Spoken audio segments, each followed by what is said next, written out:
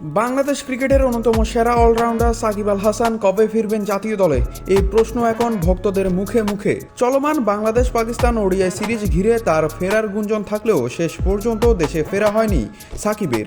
মূলত তার বিরুদ্ধে থাকা আইনি জটিলতার কারণে দেশে ফেরেননি বাংলাদেশের সাবেক এই অধিনায়ক। এদিকে বাংলাদেশ পাকিস্তান ওয়ানডে সিরিজ প্রায় শেষ পর্যায়ে পৌঁছেছে, ফলে সাকিব কবে জাতীয় দলে ফিরবেন তা এখনও অনিশ্চিত। সম্প্রতি এক পডকাস্টে সাকিব জানিয়েছে আইনি সমস্যার সমাধান হলে দ্রুত দেশে ফেরার চেষ্টা করবেন তিনি বলেন, আশা করি ফিরতে পারবো।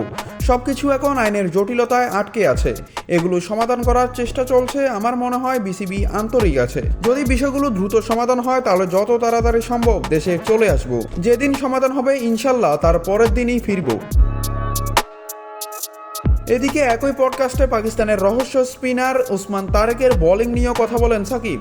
তিনি বলেন, ওকে আগেও খেলেছি, সিপিএলেও খেলেছি, ওর অ্যাকশনের সঙ্গে মানিয়ে নেওয়া কঠিন। যারা প্রথমবার খেলছে তাদের জন্য আরও কঠিন। মাঝে মাঝে এমন ব্যতিক্রম বোলার আসে। উদাহরণ হিসেবে উল্লেখ করেন কিংবদন্তি স্পিনার অজন্তা মেন্ডিস এবং মুরালি ধরনের নামও।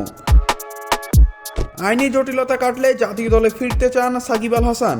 এখন দেখার বিষয় কবে সমাধান হয় সেই জটিলতার, আর কবে আবার বাংলাদেশের জার্সিতে মাঠে নামেন এই বিশ্বসেরা অলরাউন্ডার।